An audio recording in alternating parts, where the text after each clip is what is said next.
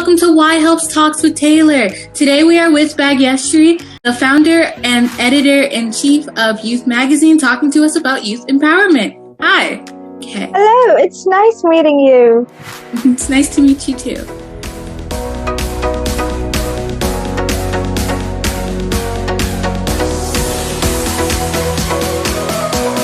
So, tell us about yourself and your organization. So, hello everyone. This is Bhagyashree here. I am the founder and editor-in-chief of Youth Magazine, and I am 16 years old. I'm from Mumbai, India.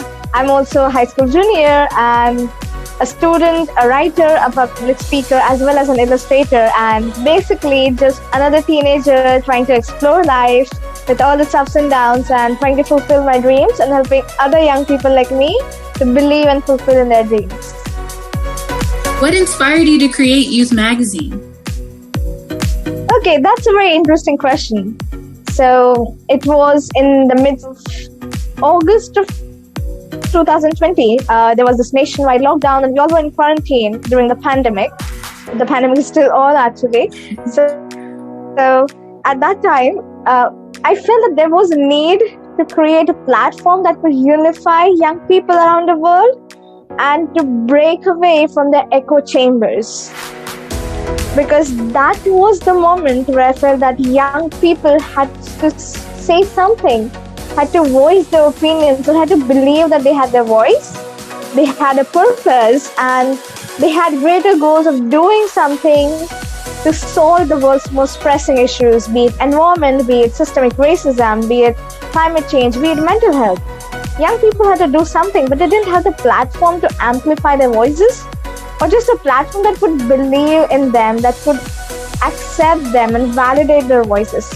So that is how I had this idea of starting a platform. So it started with a magazine, and now it has extended into a publication plus an international platform where we not just publish the stories, but we also initiate discussions, start conversations, and inspire young people to get involved and to educate themselves on the topics that matter.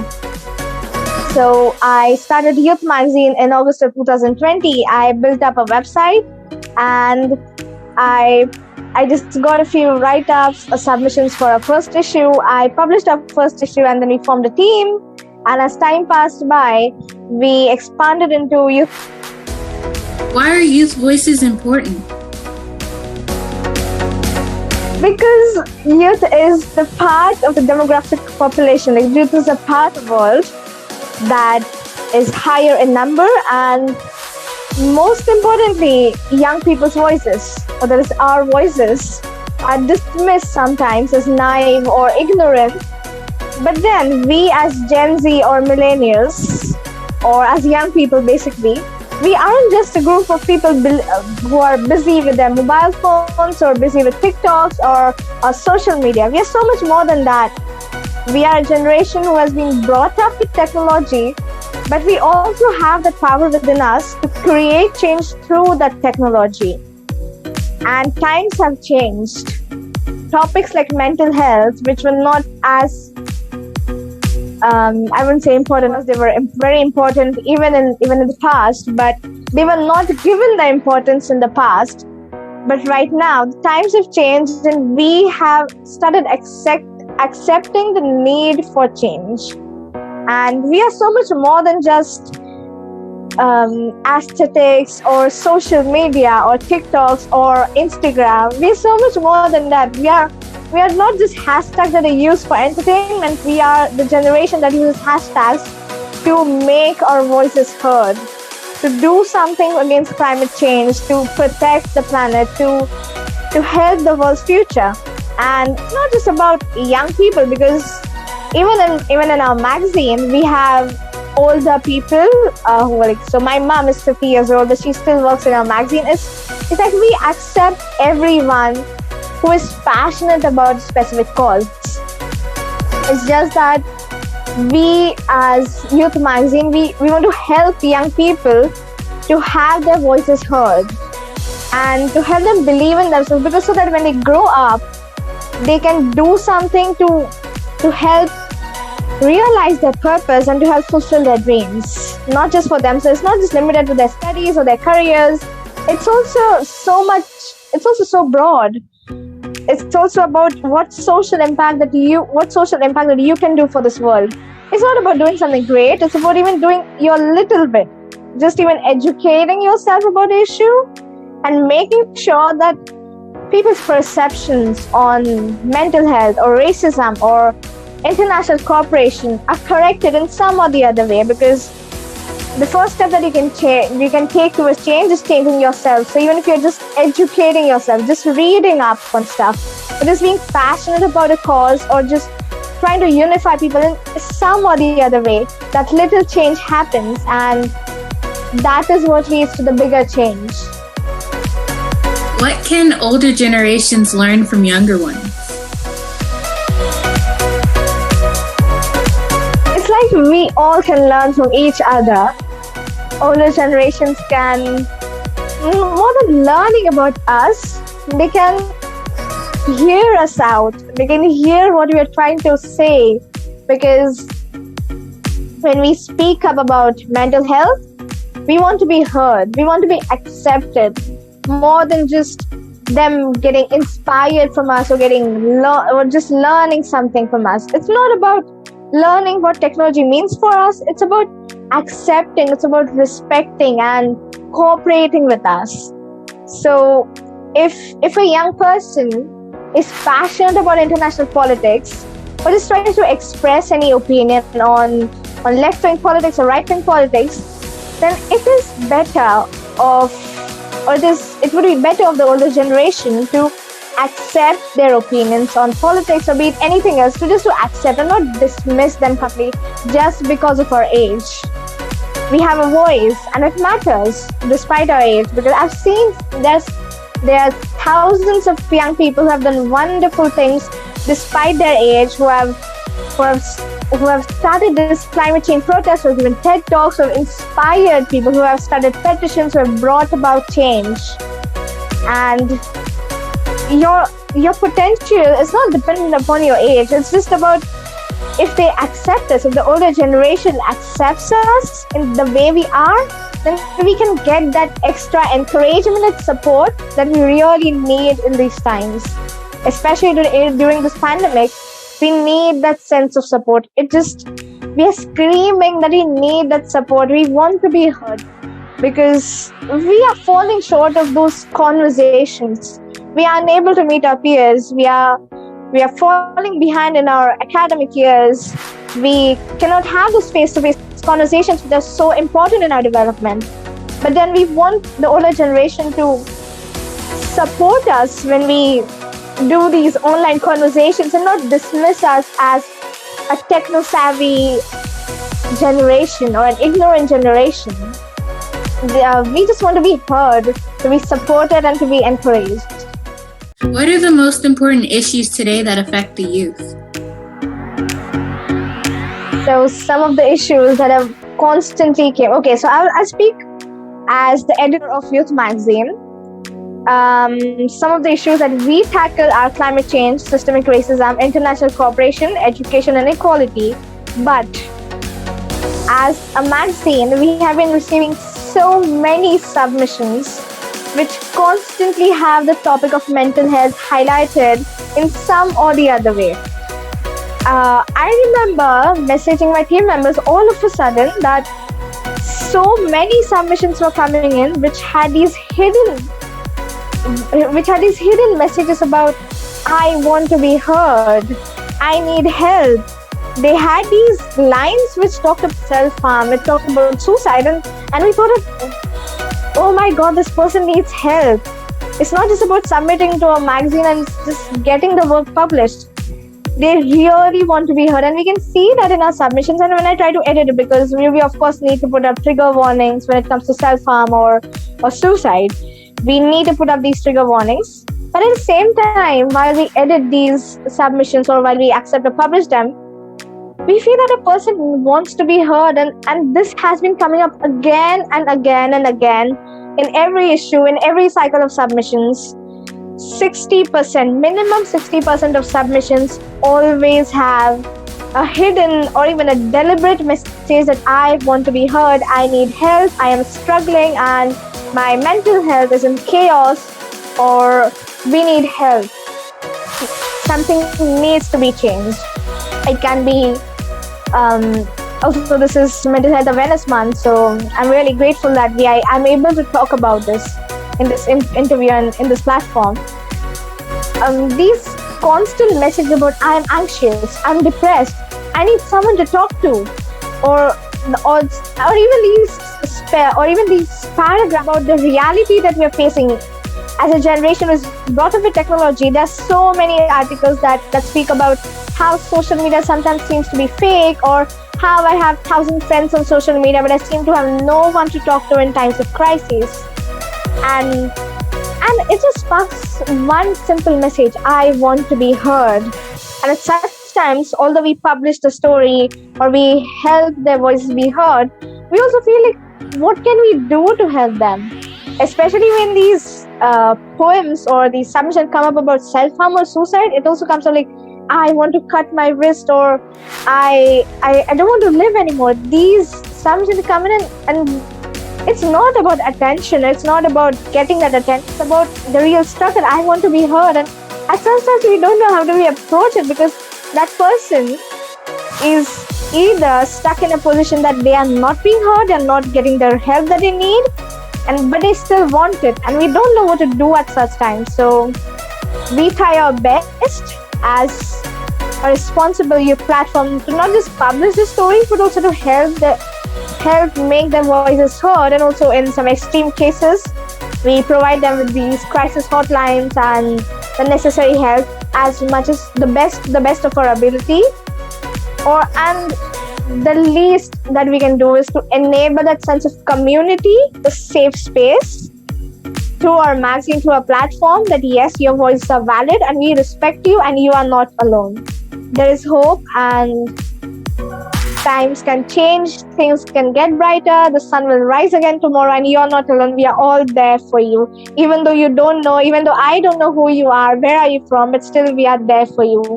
I remember publishing a post on schizophrenia.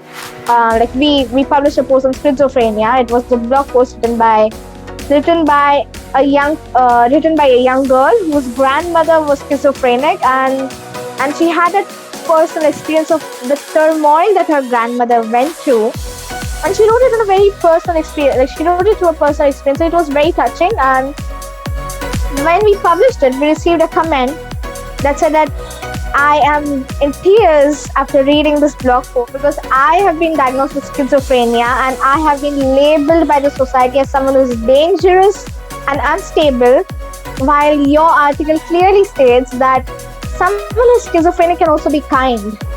Because we also need to be empathetic. We also need to have empathy about what that person might be going through, instead of isolating that person who has received a certain diagnosis. Because you are so much more than your problems, you're so much more than your diagnosis.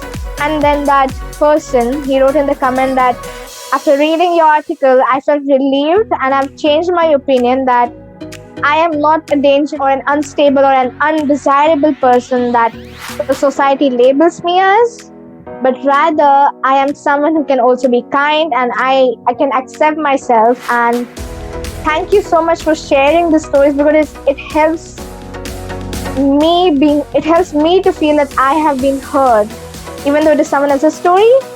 Some stories are very similar, and it helps them to accept themselves. And we were so happy that we could do that for someone. So that is my answer to your question.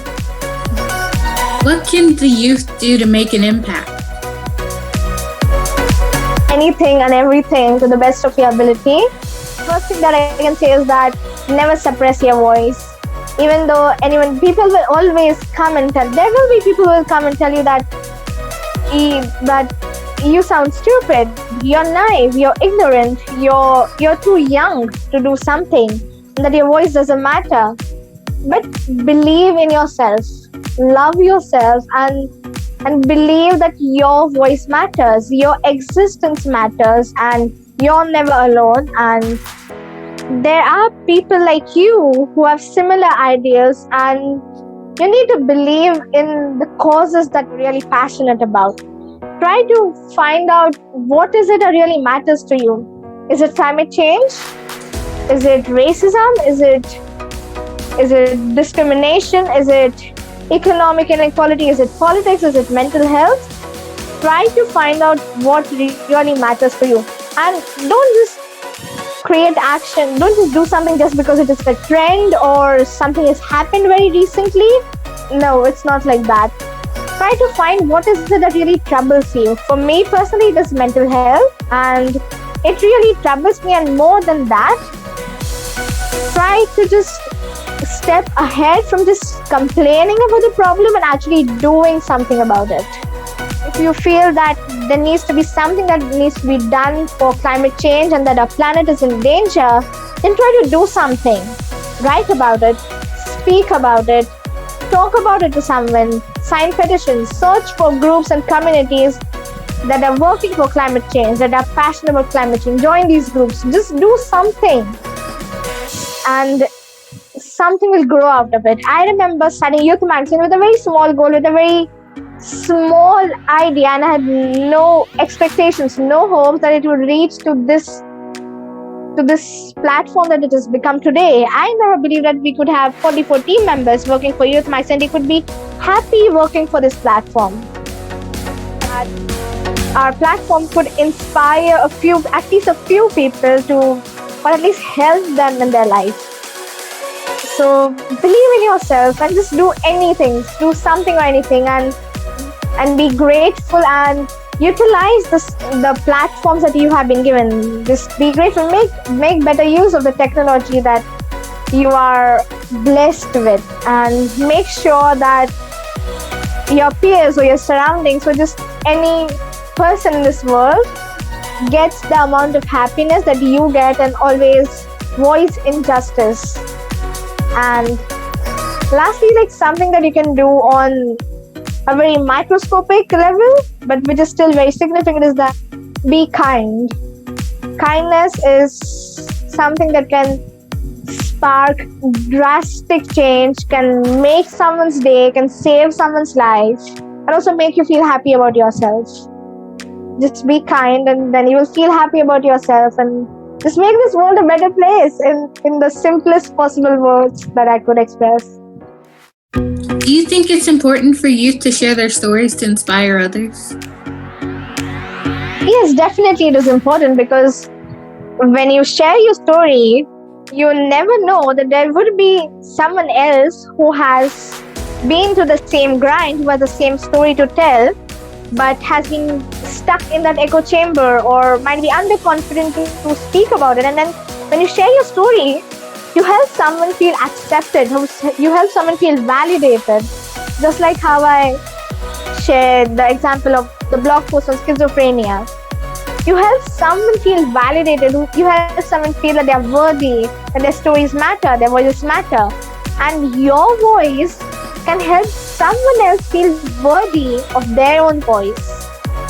You can help someone else hear themselves out, because firstly, you're never alone, and someone else might be going through the same situation that you're in. And when you share your story, it just helps to spread the message that we all are together in the struggle and we all can go through it together and better. So definitely sharing a story helps, and it is a very small but a very important step in making things happen, making change happen. This is how small platforms develop. They develop into big organizations and then big change-making platforms. This is how change happens and has always happened. Why is youth advocacy essential? Because change is essential, because we want ourselves as well as our future generations to live in a better world and not just survive, but to live. And we want to give back to this earth, to this planet that we are born. We want to do something to help show our gratitude for this world. We want to make someone's day. We want to make someone happy. We want to help someone. We want to save someone's life. And And that's why youth advocacy is important, because with youth advocacy, you do something to help make this world a better place. In the very vague way, but you help make this world a better place, and you make yourself heard, and you help others feel themselves heard. And that is why I think youth advocacy is very important, because that is the first step towards just making change important, feel important. Well, thank you all for watching. Be sure to like, comment, and subscribe. And is there anything else you would like to say to our viewers before we go? Yes, definitely. So please go and check out Youth Magazine. It is a wonderful platform where you will be more than welcome to educate yourself, to share your opinions, to get involved in a very safe space and an empowering community. And you can check out our organization on www.youthmag.net, which is our website. And you can also find us on Instagram at @the.youthmag. And you can also get involved with us by sharing your stories. We'll publish you in our magazine, as well as you can join our team, get involved, and just help empower young people around the world and be the change that you have always dreamt about. Okay, well, thank you all for watching. See you next time. Bye. Bye.